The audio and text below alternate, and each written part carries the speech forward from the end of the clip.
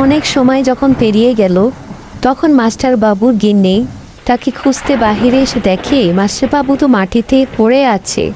সে কি করবে না করবে চিন্তায় ফুপিয়ে ফুপিয়ে কাঁদতে লাগলো। চিন্তা করবেন না আপা, মাস্টার বাবু ঠিক হয়ে যাবে। হয়তো কিছু দেখে ফেলেছে, কোনো কিছু তো ভয় পেয়েছে, তাই সে মাথা ঘুরিয়ে পড়ে গেছে। আমি ওষুধ দিয়ে দিচ্ছি, উনি ঠিক হয়ে যাবে। ধন্যবাদ ডাক্তার আপা, আপনি না আসলে যে কি হতো, আমি তো ভয়ে শেষ হয়ে গিয়েছিলাম। হঠাৎ করে আসলে কি হলো, বাহিরে গেল, কিছু একটা শব্দ হলো, ঘাবড়িয়ে গিয়েছিলাম।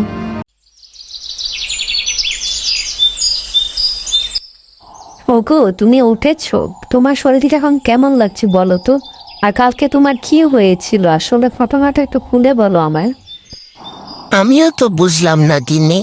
কালকে বাহিরে গেলাম ঝড়ের মধ্যে, হঠাৎ করে কে একটা বিক্ষট একটা চেহারা নিয়ে আমার সামনে দাঁড়িয়ে গেল, আর আমি মাথা ঘুরে পড়ে গেলাম। ওর আমার কিছুই মনে নেই গিন্নি, এখন মাত্র ঘুম থেকে উঠলাম। কি বলছো? তাহলে তো এটা অনেক ভয়ানক ব্যাপার। তাহলে আসলে আমাদের গ্রামে ভূত ঢুকেছে, আমাদের সাবধানে চলাফেরা করা উচিত। হ্যাঁ গিন্নি, আমি এতদিন তো বিশ্বাসই করছিলাম না, এখন তো আমি নিশ্চয়ই দেখলাম। আসলে আমাদের গ্রামে একটি ভয়ানক কিছু ঢুকে গিয়েছে, আমাদের সবাইকে সাবধানে থাকতে হবে।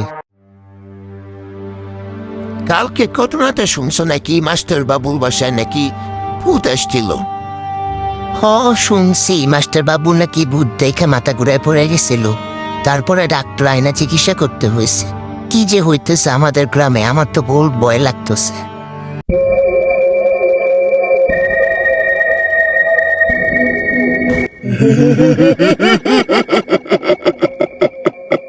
বন্ধু, তুমি তো বাম্মা সেরে ভালোই ভয় দেখাইতেছো। তোমার ভয় তো রাতে কেউ বেরিয়েও না, সা কামগুলিকে সুবিধা হয়েছে। হ, ঠিক বলছো, সবাই রে ভয় দেখামু, তাহলে আর গ্রামের রাত্রিবেলা কেউ বের হইব না, আর আমরা চুরি করতে পারব মানুষের বাসায়, বুঝছো? আমি তো মনে করছিলাম মানুষ বুঝতে যাইব যে আমরা বুথ হইয়া মানুষও ভয় দেখাইতেছি, কিন্তু এ গ্রামের মানুষ তো বেকুব।